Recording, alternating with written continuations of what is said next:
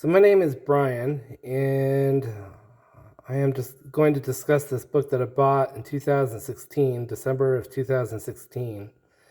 And this book is by an individual by the name of Eugen Bleuler, and the title, even though it says right here on the side cover, is Dementia Praecox, or the group of schizophrenias.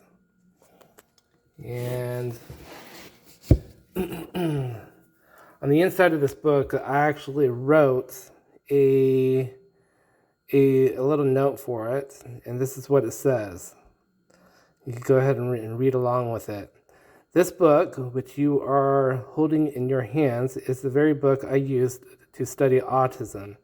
It is a hope of mine that this book, along with volume 69 of the Journal of Insanity, will help to establish the fact that those diagnosed with autism are indeed normal in every sense of the word.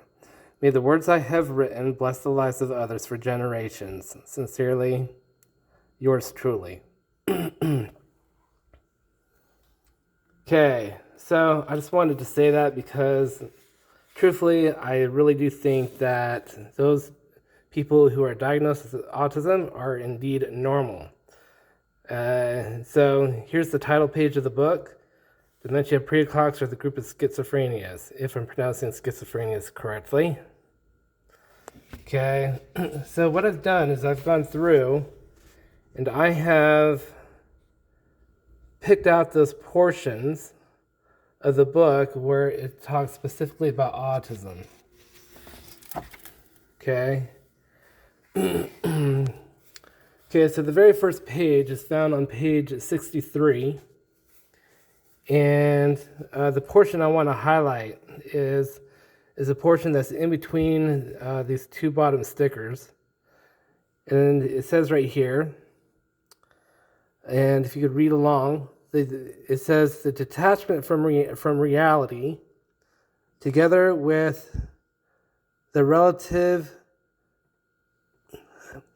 absolute predominance of the inner life, we term autism. Okay, or to say that again, the detachment from reality, together with the relative and absolute predominance of the inner life, we term autism. Now that right there is important because it describes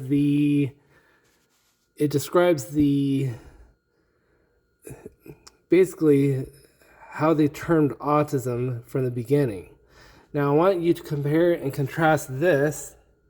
To compare and contrast that sentence, the detachment from the reality together with the relative and absolute predominance of the inner life, with how other diseases are generally started. Other diseases are generally started by actually feeling physical effects like a runny nose, or yes, maybe even diarrhea, or something pretty similar to that. And with autism, it's none of that. You don't have anything like that whatsoever. It's just this little definition right there saying that that's the case. Okay, so let's see here. So right here,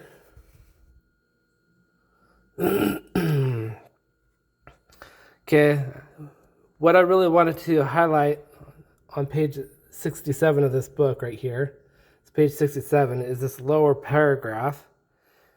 And let's see here. It says, I gotta hold my phone still. Thus we have to distinguish between realistic and autistic thinking, which exist side by side in the same patient. In the realistic thinking, the patient orients himself quite well in time and space. He adjusts his actions to reality insofar as they appear normal.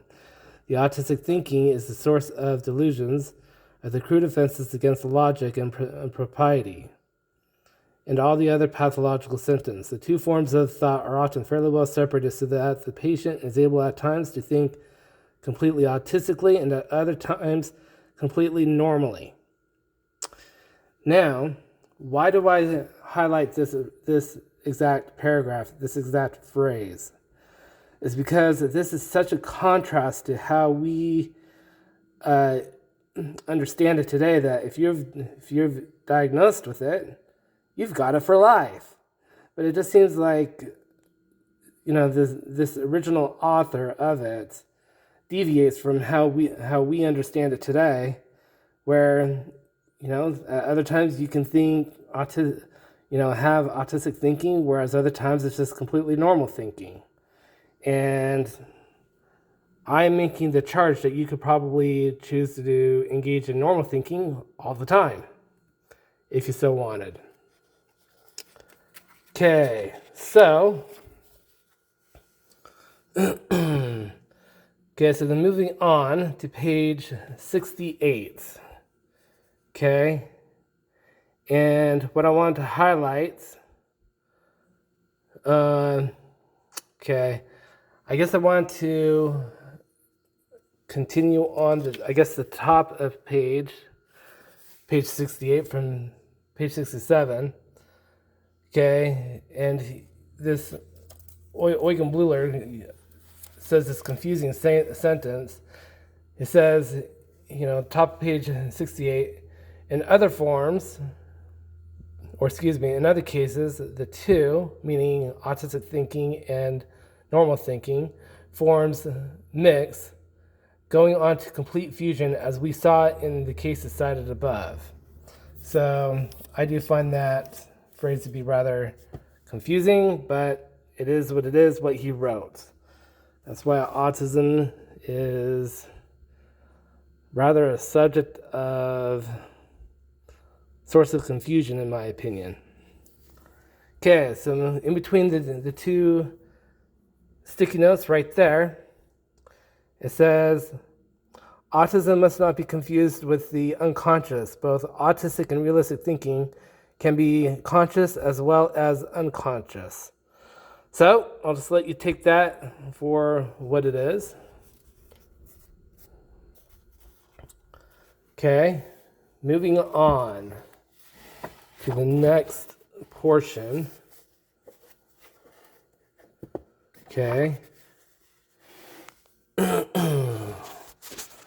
Okay, on page 279.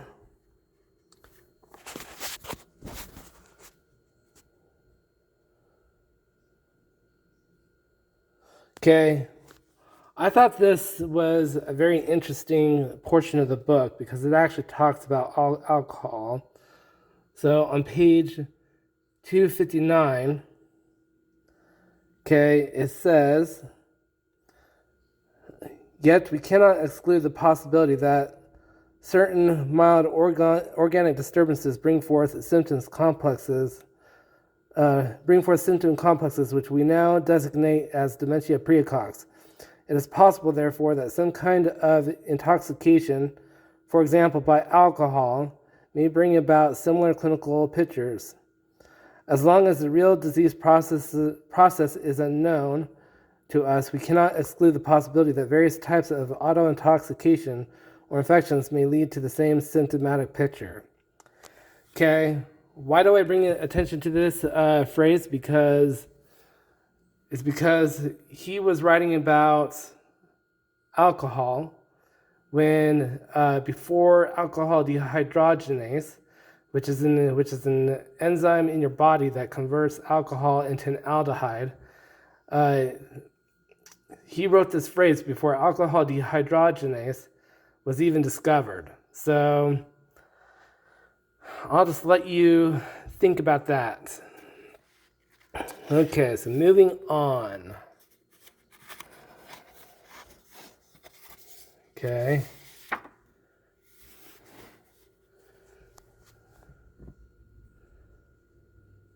Okay. So on page 297, it talks about alcohol again.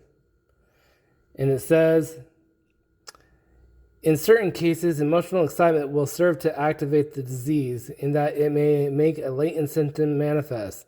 There are patients who reveal their pathological chains of ideas, their affective disorder, neologisms, and other symptoms only only under such conditions. Alcohol may sometimes serve as such an activating factor. It may provoke a typical schizophrenic excitement, which, under certain circumstances, may outlast the alcohol intoxication. However, neither one of these activating factors works in all cases, and they cannot be recommended for experimental purposes for various reasons. Okay? Again, he talks about alcohol again in this book. Okay? Going on to the subject of autism again. Okay? And on this page 373, I consider it to be, so there's a page number right there. I consider it to be the most important quote on the history of autism. And it's found right here at the very bottom. And it says, of old, autism attracted attention, particularly among the French.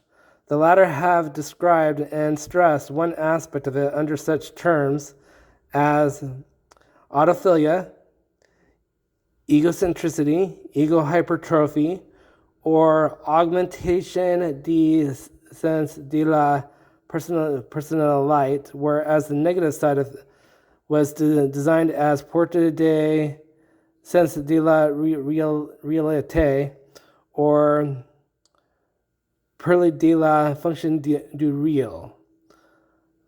Now, please keep in mind when I read that, I'm obviously not a French speaker, so apologies to the French. I mean them no disrespect. I just don't speak French.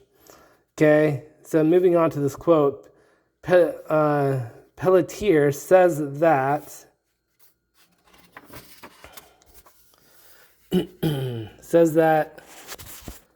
okay, on page 374, it says that above all, the patient does not differentiate anymore between reality and fantasy.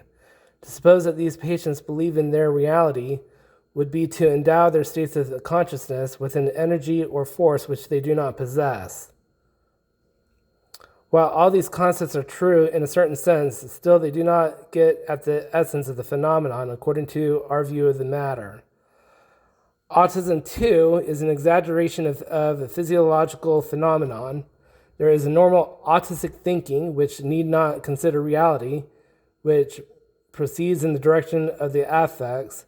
The child plays with a piece of wood, which for him may be a baby, and at another time a house, but even without any physical substrate, most people indulge in fantasies which fulfill their wishes or their fears. In hysterics, this sort of fantasy can be pathologically exaggerated. You know, I'm not going to read the rest of this. The rest of that paragraph. You could probably do that on your own time. I don't feel like that part was really important. I really do think that that this, up until about this paragraph, which is the paragraph that ends at the top of page 374, that important is that quote is really important. And the reason why I say that is because of the pure and simple fact that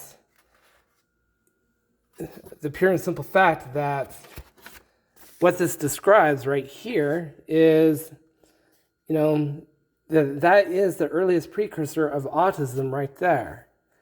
And again, if that's how it started, then really there is no biology to autism whatsoever. And if there is no biology whatsoever to autism, guess what? Autism is reversible. And you don't have to live with it if you don't want. That is at least my opinion. Now, if there is anyone that wants to contradict that, in my mind, they need to prove that it is biological. So moving on, and this is the last quote. It is found on page 374 of this book. It's found at the very bottom. It says, in fact, it's like a little footnote. It's right in between these two sticky notes. For example, we find normal autistic thinking in the form of exercising the capacity of combining ideas. In the same way, ordinary play activities of animals and children constitute an exercise of physical skills. Okay, so there we go. He uses the adjective form of the word autism, and it's in the form of autistic thinking. And I think that it was confusing in this book. Well, is it an adjective or is it a noun? Is it an adjective or is it a noun? Because if it's a noun, then that pretty much infers that it's like a sickness or a condition. But in this book, and in the journal, volume 69 of the Journal of Insanity, he uses it in the adjective form. And I think that's important because it shows that it's a type of thinking rather than a noun, which is something that you diagnose on a person. And I don't know. I hope that this discussing this book has kind of helped out a little bit. I hope it's been of help. Keep in mind that I will post I'll post the electronic version of this book online, and my encouragement for you is to look it up and follow along. And I hope that this video has helped you out and that you have enjoyed this video. Take care and have a great day. Bye.